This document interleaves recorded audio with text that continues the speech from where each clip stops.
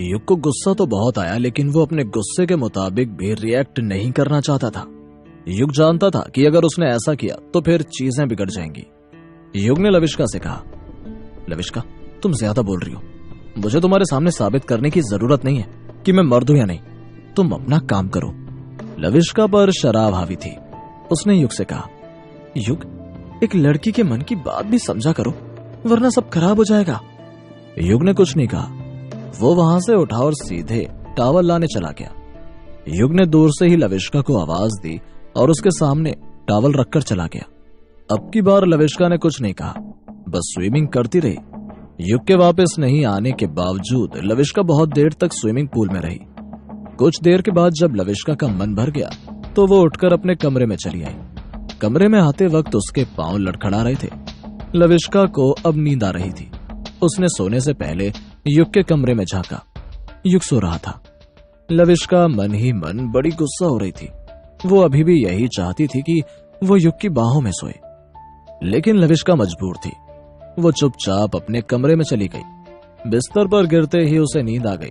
युग ने खुद को बचा लिया था, वरना लविष्का नशे में एकदम कुछ अटपटा कर लेती। अगली सुबह जब दोनों की नींद खुली तो दोनों ही नशे से बाहर निकल चुके थे। लविष्का को तो सब अच्छे से याद भी नहीं था कि बीती रात में क्या हुआ था। लविष्का रोज की तरह नॉर्मल उठी और अपने काम में लग गई। कुछ देर के बाद युग को कॉल आता है। कॉल पर दूसरी ओर दादाजी थे। दादाजी ने फोन पर कहा, युग, मैं तुम्हें एक एड्रेस भेजता हूँ। वहां एक लड़की मिलेगी, तुम्हें उससे एक चिट मिलेगी। उसे लेकर तुम देहरादून यूनिवर्सिटी निकल जाना। युग के पास लगभग बहुत सवाल थे, लेकिन युग ने दादाजी से कुछ नहीं पूछा। युग के पूछने से पहले दादाजी युग से बोले, युग, बाकी की जानकारी तुम्हें टाइम टू टाइम मिल जाएगी। युग ने भी फिर कोई चिंता नहीं की। युग उठा और नहाने चला गया। लविष्का भी ऑफिस जाने के लिए तैयार हो रही थी। कुछ देर के बाद दोनों तैयार होकर बाहर आए। लविष्का और युग ने एक दूसरे से बात नहीं की और चुपचाप नाश्ता करने के बाद युग वहां से जाने लगा। अचानक युग को ख्याल आया कि उसे आज यूनिवर्सिटी में अपनी कार लेकर नहीं जाना चाहिए, कारण कि अगर यूनिवर्सिटी में लग्जरी कार ले जाता तो शायद सब यही कहते कि ये लड़का अपनी रईसी दिखाने आया है। युग वैसे भी इंट्रोवर्ट है। वो नहीं चाहता कि कोई उस पर इस तरह का सवाल उठाए या फिर ऐसी कोई टिप्पणी करे।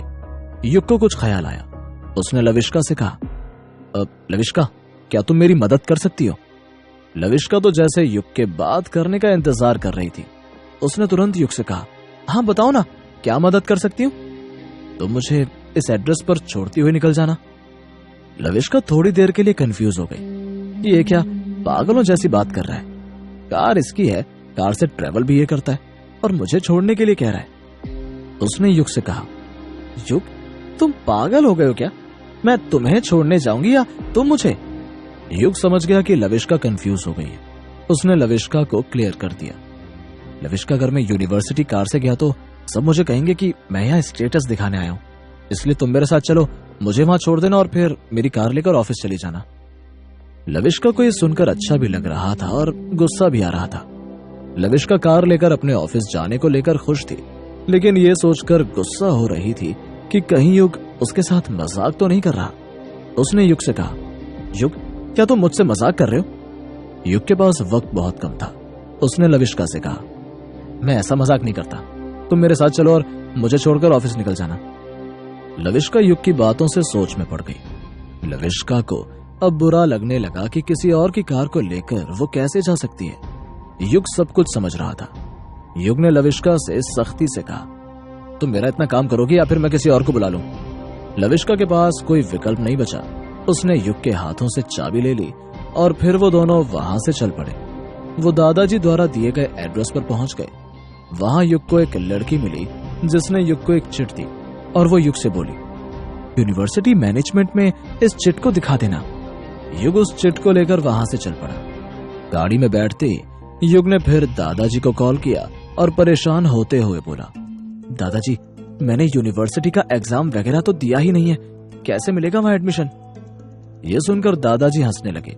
वो युग से बोले, तुम्हें एक चिट मिला है ना, उसे ले जाओ, सब हो जाएगा, पहले वहां पहुंचो तो सही। इतना कहकर दादाजी ने कॉल रख दिया। कुछ देर के बाद युग और लविष्का की कार यूनिवर्सिटी के दरवाजे पर खड़ी थी। युग ने लविष्का को वहीं से लौटा दिया।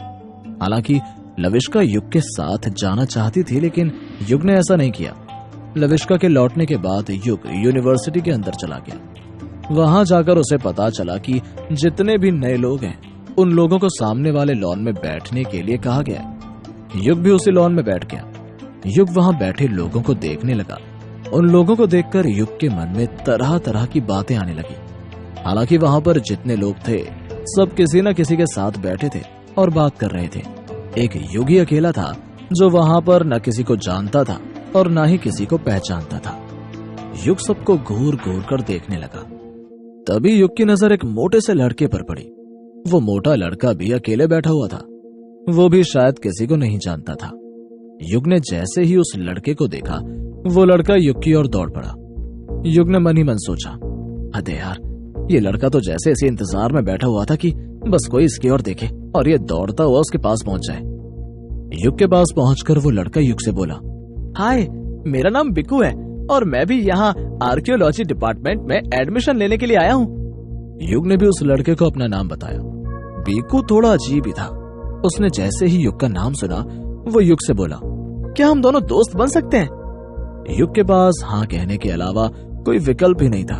उसने हंसते हुए कहा, हाँ ठीक है, आज से हम दोनों दोस्त हैं।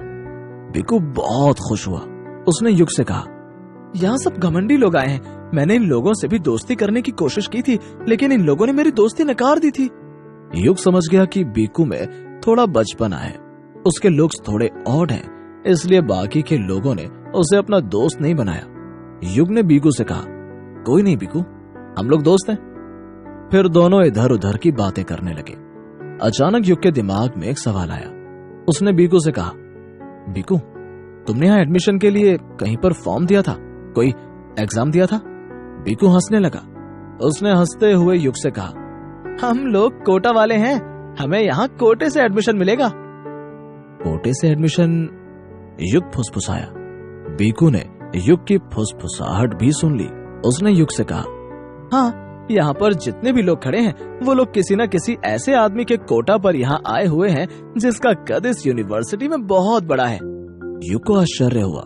तभी बिकू आगे बोला, सबके पास एक चिट जरूर होगी। सब लोग एक एक चिट लेकर आए होंगे जिस पर उस आदमी का सिग्नेचर होगा, जिसके रेफरेंस पर वो यहाँ आया है। युग अब उस चिट का मतलब समझ गया था। उसने उस चिट को जेब से बाहर निकाला और देखने लगा। युग ने जैसे ही उस चिट को निकाला, बिकू जोर से चिल्लाया, यही तो है वो चिट, आपके पास ये है और मुझसे पूछ रहे हैं। युग ने मुस्कुराकर बिकू की ओर देखा। युग बिकू को बता भी नहीं सकता था कि उसने एक बार चिट को खोलकर देखा भी नहीं था। युग ने चिट खोला तो उसमें दादाजी का सिग्नेचर था।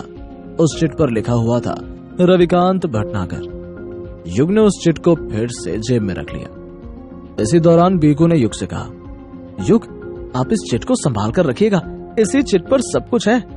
युग को भरोसा नहीं हो रहा था कि दादाजी इतने पावरफुल आदमी हैं कि उनके नाम का किसी यूनिवर्सिटी में कोटा भी होगा। युग ने उस चिट को संभाल कर रख लिया। कुछ देर तक युग और बिकू एक दूसरे के बारे में कुछ पूछते रहे और कुछ बताते रहे। अचानक उस लॉन में एक शांति पसर गई। जितने भी लोग उस लॉन में बैठे हुए थे सबके सब चुप हो गए। यूनिवर्सिटी का कोई कर्मचारी सबके सामने खड़ा था। उसको देखकर सब लोग शांत हो गए थे और अपनी अपनी जगह पर से खड़े हो गए थे। उस ऑफिसर ने सबको बैठने के लिए इशारा किया। फिर उसने बोलना शुरू किया, आप सबका स्वागत है। आप सभी लोग किसी न किसी गणमान्य व्यक्ति का रेफरेंस लेकर ही यहाँ आए हैं। निसंदेह आप लोगों में कुछ न कुछ ऐसा होगा जिसके आधार पर उन बड़े लोगों ने अपना रेफरेंस देकर यहाँ भेजा होगा। उस आदमी ने आगे कहा, आप सभी लोग अपना चिट यहाँ जमा कर दीजिए और फिर कल इसी वक्त पर यहाँ आइएगा। कल प्रोसेस शुरू हो जाएगा, लेकिन आप लोगों को अभी जाना नहीं है। आप लोगों को यूनिवर्सिटी भ्रमण करना है। इतना कहकर उस आदमी ने सबसे चिट जमा कराया। उसके बाद उस आदमी ने फिर से सबको घूमने के लिए भेज दिया। युग और बिकू यूनिवर्सिटी घूमने लगे। इस दौरान युग को कई सारी एंटीक चीजें देखने को मिली। घूमते घूमते शाम हो गई। अब युग और बिकू बाकी लोगों के साथ घर लौटने के लिए चल पड़े। युग जैसे ही दरवाजे पर गया, उसने दूर खड़ी अपनी कार देखी। युग समझ गया कि लविष्का आ चुकी है। युग ने बिकू को बाय किया और वहां से चल पड़ा अपनी कार की ओर। जैसे ही लविष्का ने युग को अपने पास आते देखा, उसने गाड़ी का दरवाजा खोल दिया। युग ने लविष्का से कहा, कब से यहां खड़ी हो, एक कॉल कर लेती। लविष्का हंसकर बोली, अभी तो आई हूं, कॉल नहीं किया क्योंकि मुझे लगा इंतजार करने से ही रहेगा। ये सुनकर युग ने कुछ नहीं कहा और दोनों वहां से चल पड़े। रास्ते में युग काफी देर तक किसी सोच में पड़ा रहा। लविष्का उसे देख रही थी और जब उससे बर्दाश्त नहीं हुआ तो फिर वो युग से बोली, क्या बात है युग, तुम क्या सोच रहे हो? युग मुस्कुराकर बोला, कल से तो मुझे रिसीव करने मत आना। लेकिन क्यों? लविष्का बोली, क्योंकि मैं नहीं चाहता कि कोई ये बात बनाए कि मैं उन सबको दिखा रहा हूं कि मेरे पास महंगी कार और एक सुंदर लड़की मेरी दोस्त है। लविष्का युग की बात अच्छे से समझ रही थी। वो युग से बोली, कमाल के आदमी हो यार तुम मुझे एक बात बताओ, मैं तुम्हारी क्या लगती हूँ, दोस्त या गर्लफ्रेंड? युग शॉक्ड हो गया। वो हकलाते हुए बोला, अब क्या? लविष्का ने युग की ओर देखे बिना कहा, अगर मैं आपकी गर्लफ्रेंड नहीं हूं तो इतना क्यों सोचते हो? अगर हूं तो सोचने से बेहतर है कि स्वीकार करो। युग के पास कोई जवाब नहीं था। वो बस सड़क पर दौड़ती गाड़ियों को देख रहा था। युग लविष्का की बातों का क्या जवाब देगा? क्या वो लविष्का को गर्लफ्रेंड स्वीकार करेगा? यूनिवर्सिटी में एडमिशन के बाद कैसा रहेगा युग का सफर? जानने के लिए सुनते रहिए नजर का खेल, सिर्फ पॉकेट एफएम पर।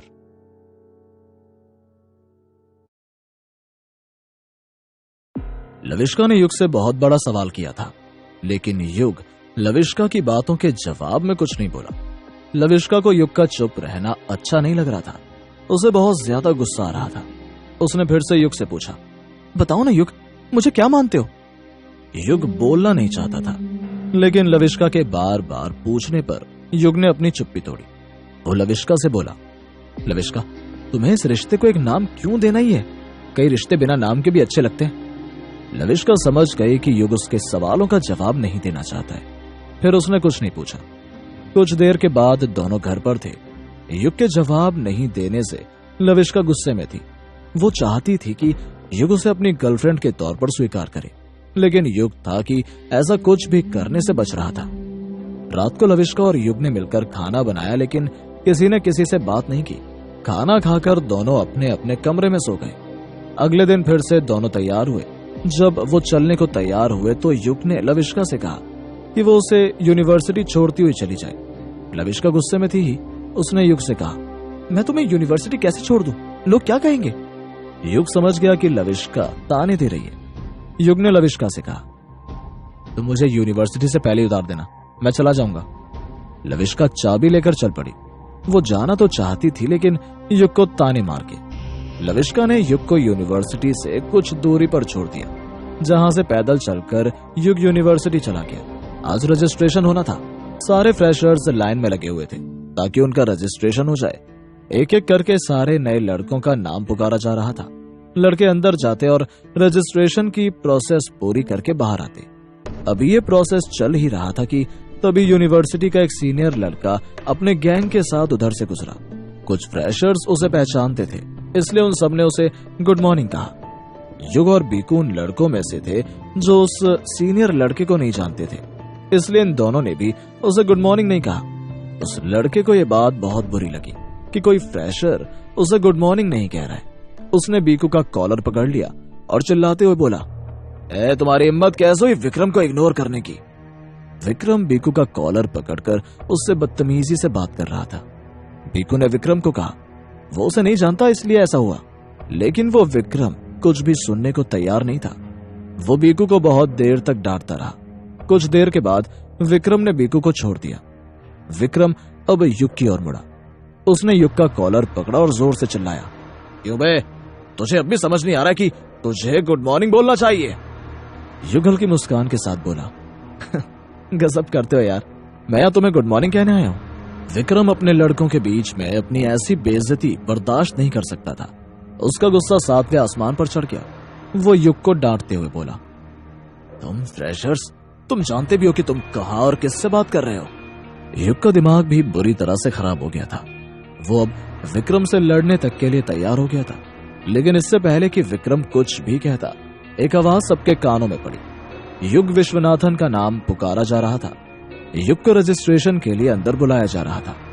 युग ने अपना नाम सुना और अंदर जाने लगा। विक्रम ने युग का रास्ता रोक लिया और बोला, तुम रजिस्ट्रेशन करा कर आओ, मैं यही तुम्हारा इंतजार कर रहा हूँ। युग हंसकर बोला, फिलहाल मुझे अंदर जाना है, इसलिए मेरा रास्ता छोड़ दो। जब मैं बाहर आऊंगा फिर तय होगा कि आगे क्या करना है। विक्रम शॉक्ड हो गया कि पहले दिन कोई लड़का उससे इस तरीके से कैसे बात कर सकता है। वो युग के आगे से हटते हुए बोला, ये लो और चले जाओ अंदर, बाकी आज हिसाब किताब तो होकर ही रहेगा। आओ जरा तुम बाहर। युग समझ गया कि विक्रम उसे धमकी दे रहा है, लेकिन युग ने विक्रम से कुछ नहीं कहा, बस उसे घूरते हुए वो अंदर चला गया। अंदर जाने के बाद युग ने अपना बायोडेटा काउंटर पर बैठी लेडी को दिया और अपना रजिस्ट्रेशन कराने लगा। काउंटर पर बैठी महिला युग से एक एक करके सारी जानकारियां लेने लगी। युग ने उस महिला के सारे प्रश्नों का जवाब दे दिया। देखते ही देखते युग का रजिस्ट्रेशन आर्कियोलॉजी डिपार्टमेंट में हो गया, जहां पर युग को एंटीक चीजों का अध्ययन करने को मिलेगा। अब काउंटर पर बैठी महिला ने युग को पेमेंट करने के लिए कहा। युग के दिमाग में फिर से एक सवाल घूम गया कि क्या उसे यहाँ पर एडमिशन लेना चाहिए। युग ने उस महिला से कुछ सेकंड का वक्त मांगा और दादाजी को कॉल किया। दादाजी ने कॉल उठाया तो युग ने उनसे पूछा, दादाजी मैंने रजिस्ट्रेशन तो करा लिया है। युग अभी आगे बोल ही रहा था कि दादाजी ने उसे बीच में ही काट दिया और बोले, हाँ तो अब क्या दिक्कत है बताओ। युग हंसकर बोला, अब दिक्कत तो कुछ नहीं है दादाजी, बस पेमेंट करना है। दादाजी समझ गए कि युग थोड़ा परेशान है। उन्होंने प्यार से युग से पूछा, युग तुम्हें एंटीक चीजों के बारे में अध्ययन करना है ना? युग ने कुछ नहीं कहा। दादाजी समझ गए कि युग को अभी मोटिवेशन की जरूरत है। उन्होंने युग से कहा, युग सोच लो, जो टैलेंट तुम्हारे पास अभी है, जिससे तुम्हें एक नाम, एक पहचान और एक रुतबा मिल रहा है, वहां पढ़ने के बाद ये सब दोगुना हो जाएगा। युग को भी एहसास हुआ कि दादाजी जो कुछ भी कह रहे हैं उसके भले के लिए ही कह रहे हैं। वो दादाजी से बोला, दादाजी तो पेमेंट कर दूं मैं? दादाजी ने प्रश्न के जवाब में एक प्रश्न ही पूछा। वो युग से बोले, तो मैंने तुम्हें वहां भेजा ही क्यों है? युग समझ गया कि दादाजी क्या कहना चाह रहे हैं। साथ में युग के दिमाग में उनकी बात भी घूमने लगी थी। युग ने दादाजी से कोई और प्रश्न नहीं किया, उन्हें नमस्कार किया और कॉल रख दिया। युग ने जैसे ही कॉल रखा वैसे ही काउंटर पर बैठी महिला ने युग का नाम लिया। युग ने जवाब दिया, अब हाँ मैम आ गया। युग ने फिर ज्यादा नहीं सोचा और पेमेंट कर दिया। युग के पेमेंट करने के बाद काउंटर पर बैठी महिला ने उसे धन्यवाद कहा और एक पेमेंट स्लिप युग को पकड़ा दी। युग ने एक सेमेस्टर का पेमेंट कर दिया था। पेमेंट स्लिप लेकर युग वहां से बाहर निकला। युग को लग रहा था कि विक्रम ऐसे ही बोल रहा था और अब वो वहां से कहीं चला गया होगा, लेकिन विक्रम अभी भी वहीं खड़ा था। युग को देखते ही विक्रम फिर से युग की ओर लपका। युग नहीं चाहता था कि कोई लड़ाई हो, इसलिए युग ने पहले कह दिया, विक्रम देखो मुझे तुमसे कोई लड़ाई झगड़ा नहीं करना है, इसलिए प्लीज मेरा रास्ता छोड़ दो। युग अभी बोल ही रहा था कि विक्रम का एक दोस्त बोल पड़ता है, विक्रम पता नहीं मुझे क्यों लगता है कि मैंने इस लड़के को कहीं पर देखा है, इससे झगड़ा मत करो। विक्रम हंसकर कहता है, हद है, अगर किसी से पहले मिल चुके हैं तो उससे डर जाए, उससे हार मान जाए और इससे लड़ाई नहीं करनी है, इसे इसकी औकात बतानी है। विक्रम का दोस्त उससे बोला, मैंने सिर्फ इसे देखा नहीं बल्कि एक पावरफुल इंसान के रूप में देखा है। विक्रम ऐसे मुंह बनाता है जैसे कि उसका दोस्त उससे कोई मजाक कर रहा है। उसने मुंह बनाकर कहा, बस कर बातूनी, कुछ भी बात बना देते हो। ये लड़का तुझे कहां से पावरफुल लग रहा है? जिसका दोस्त ये नकारा मोटू हो, वो लड़का पावरफुल कैसे हो सकता है? विक्रम का दोस्त कुछ भी नहीं बोला, वो बस युग को घूर रहा था और याद करने की कोशिश कर रहा था कि उसने युग को कहां देखा है। विक्रम के दोस्त ने कहा, विक्रम यार पता नहीं कुछ तो है, मुझे इसका नाम भी सुना सुना लग रहा है। विक्रम हंसने लगा। उसने हंसते हुए कहा, तुम लोगों की यही दिक्कत है, डरपोक हो, किसी से भी डर जाते हो यार, लेकिन मैं किसी के बाप से भी नहीं डरता हूँ। युग दोनों की बातें सुन रहा था। युग ने विक्रम से कहा, मुझे अब लोगों के साथ झगड़े में नहीं पड़ना है, मुझे जाने दीजिए। लेकिन विक्रम को तो सबके सामने अपनी धौंस जमानी थी। उसने युग से कहा, तुम ये सोच भी कैसे सकते हो कि विक्रम सिंह तुमसे झगड़ा करेगा? मैं शायरा का दोस्त हूँ, बड़े लोगों के दोस्त छोटे लोगों से झगड़ा नहीं करते। जानते भी हो कि शायरा कौन है? शायरा का नाम सुनते ही फिर युग का दिमाग खराब हो गया। अब वो झगड़ा भी कर लेना चाहता था। उसने टेढ़ी आवाज में विक्रम से कहा, बस भी करो मिस्टर विक्रम, तुमसे बेहतर जानता हूं मैं शायरा कौन है और कैसी है। तुम्हें बताने की जरूरत नहीं है, मुझे बस जाने दो यहां से। विक्रम चिढ़ गया और गुस्से में बोला, तुम कहना क्या चाहते हो? साफ साफ बताओ, तुम मेरे दोस्त के बारे में क्या ही जानते हो? युग को अब विक्रम पर तरस भी आ रहा था। उसने विक्रम से कहा, मिस्टर विक्रम ऐसा करो, तुम जाओ और जाकर उससे पूछो कि मैं कौन हूं। यह बेहतर होगा, तुम्हें सब पता चल जाएगा। युग की बातों का असर अब विक्रम पर पड़ा। विक्रम युग को नीचे से ऊपर तक देखने लगा।